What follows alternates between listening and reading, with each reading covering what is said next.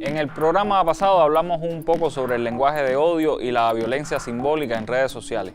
Hoy nos referiremos a otro fenómeno igualmente enraizado en la cultura digital, la manipulación.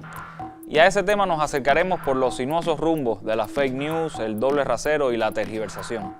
Esto es Con Filo, un espacio para mostrar con todos sus matices las noticias, los hechos, las matrices de opinión que circulan en los medios y en las redes sobre la realidad cubana. Vamos a rasgar la costura de la manipulación mediática, hoy más que nunca, y adentrarnos en la arista filosa de los acontecimientos.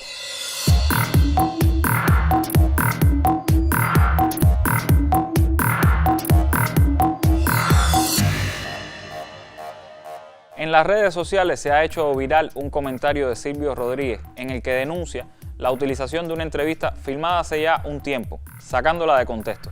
Señala el trovador que sus palabras fueron manipuladas para promover una protesta contra la dictadura, lo cual catalogó de bajeza y falta de decencia, opinión con la que coincidimos al 100%.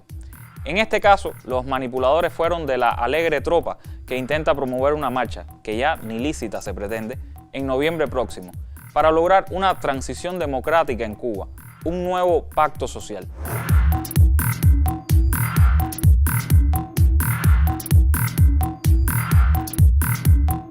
No nos sorprende esta conducta. Uno de los más activos operadores políticos contra Cuba, furibundo usuario de Twitter, también ha recurrido a estas tácticas manipuladoras. Te quiero mostrar a una persona nefasta. Primero abrí Twitter y me encontré con esto. Me llamó la atención, así que abrí el buscador, busqué y ningún medio decía nada. Así que fui a WhatsApp, le consulté a un amigo cubano y me dijo que lo estuvo viendo y que en ningún momento se cortó la transmisión. Entonces, si ningún medio levanta esto, que de producirse sería una situación grave, y los que lo estuvieron viendo dicen que jamás se cortó, podemos concluir que esto es falso. Y me puse a leerlo y me di cuenta que a esto lo hace muy seguido, y no contra Cuba, contra el gobierno de Luis Arce, contra el gobierno de López Obrador, contra el gobierno de Pedro Castillo, por ejemplo. Después, buscando, encontré análisis de su cuenta que muestra que sus interacciones están infladas a bots. Sus publicaciones responden a un patrón común. Mira este: niega la existencia del envío de armas a Bolivia, que es una investigación en curso que tiene medio gabinete macrista imputado. Investigación que es así de concreta. Yo le dije esto e inmediatamente me bloqueó de todas sus redes sociales.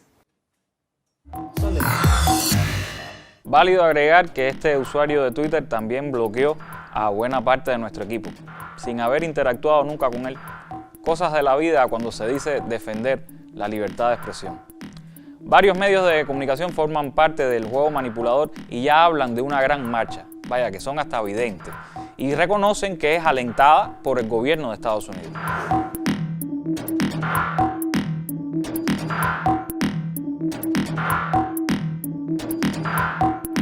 Sobre cómo se manipula la realidad cubana y de los intereses ocultos en estas agendas políticas y mediáticas, nos habla Gabriela Fernández, en La Mira.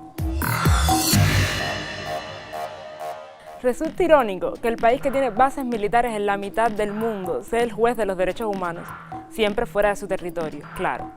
Human Rights Watch, pretendido monitor de los derechos humanos, acaba de publicar un manipulador informe sobre los sucesos en Cuba el 11 de julio. ¿Quiénes manejan esta organización? Recordemos este material que Telesur puso en pantalla y en sus redes hace tiempo. Human Rights Watch nació en la Guerra Fría. Su misión era nombrar y avergonzar los abusos de los gobiernos soviéticos. Hoy se declara observador de las violaciones de derechos humanos en el mundo. Kim Butt, este activista y escritor neoyorquino, ha enviado al director ejecutivo de la organización una carta en la que denuncia lo que llaman la puerta giratoria de Human Rights Watch, o lo que es lo mismo, la estrecha relación entre los intereses del gobierno de los Estados Unidos y el grupo de derechos humanos. Un ejemplo es Miguel Díaz, carrera en la CIA, 8 años en la organización, actual funcionario del Departamento de Estado. Un interlocutor entre la comunidad de inteligencia norteamericana y las ONG. O sea, él ahora está utilizando su experiencia, las relaciones que desarrolló durante los 8 años trabajando con Human Rights Watch, ahora con el fin de promover y avanzar los objetivos y los intereses de Estados Unidos. Tom Malinowski es otro ejemplo. Fue director de cabildeo de Human Rights Watch en Washington, previamente asistente especial del presidente Bill Clinton y actualmente secretario de Estado adjunto para Asuntos de Democracia y Derechos Humanos.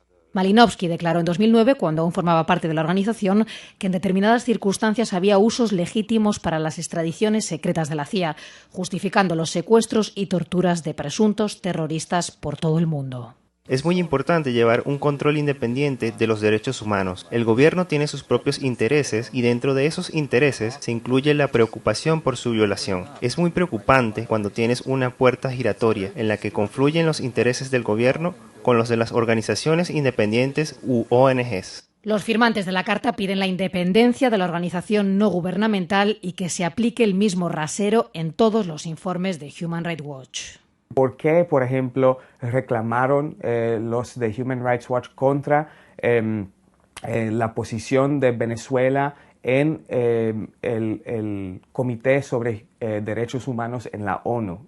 ¿Y por qué no criticaron también la misma posición de Estados Unidos? Otros ejemplos de puerta giratoria en la carta. Susan Manilov, vicepresidenta de la Junta Directiva, se describe a sí misma como una vieja amiga de Bill Clinton, o Miles Frechet, ex embajador de Estados Unidos en Colombia, que forma parte del Comité Asesor de Human Rights Watch Américas. Si de mirar con catalejo hablamos, el Parlamento Europeo tiene muy claro que la violencia policial es un problema preocupante, pero solo en Cuba. Manifestación tras manifestación, Europa nos da una clase magistral sobre lo que no se puede hacer, a no ser que seas el primer mundo. La represión siempre con recursos. Hasta aquí, en La Mira.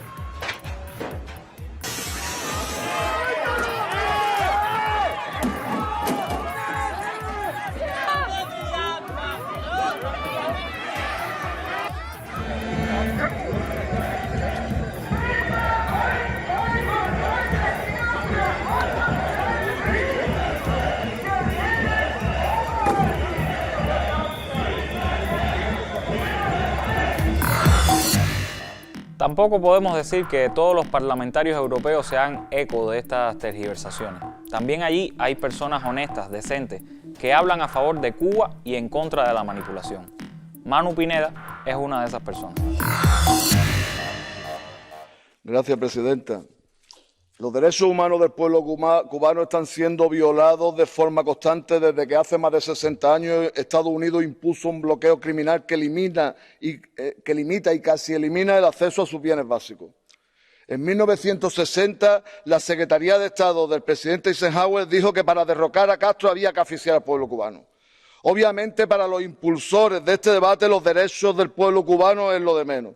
Como buenos mayordomos buscan satisfacer a su jefe, intentando derrocar un gobierno que está al servicio no solo de su pueblo, sino de otros pueblos del mundo, y que no acata órdenes del imperio.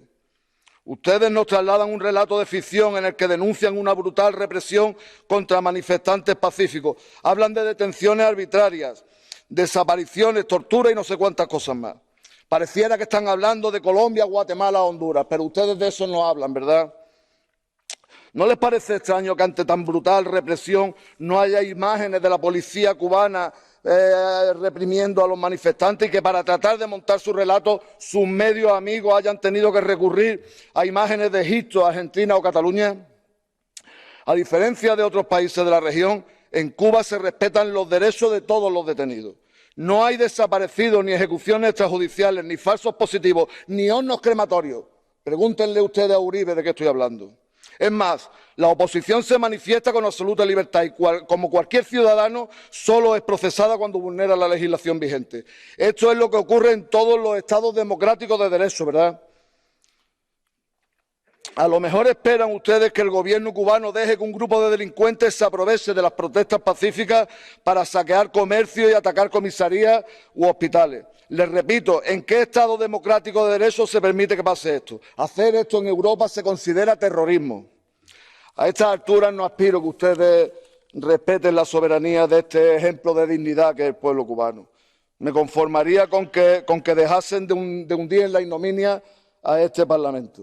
Y por último, decirle al pueblo cubano que no está solo, que estamos con ustedes, que les mandamos vuestro cariño y nuestra solidaridad y que estaremos con vosotros hasta la victoria siempre. Gracias. Con Cuba se han dado muchos casos de desinformación y manipulación. Fue notorio que Fox News borró los carteles de una protesta contra el gobierno cubano cuando en realidad esos carteles mostraban consignas revolucionarias. El hecho de que se usaran fotos de manifestantes con banderas cubanas para ilustrar una situación de ingobernabilidad en la isla, cuando eran personas que estaban en las calles manifestándose a favor de la revolución, fue práctica común, incluso en medios de mucho prestigio internacional, que todavía hoy la siguen usando. Cuando se trata de Cuba, todo vale.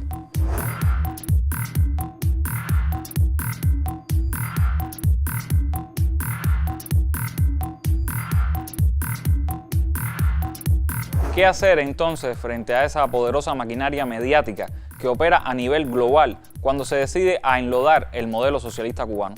Pues frente a semejante asimetría solo nos queda la verdad. Decir la verdad siempre es revolucionario. Es preferible que nuestros medios aborden temáticas o sucesos escabrosos, difíciles de digerir, antes que dejar ese espacio a la contrarrevolución, que contará la historia a su manera.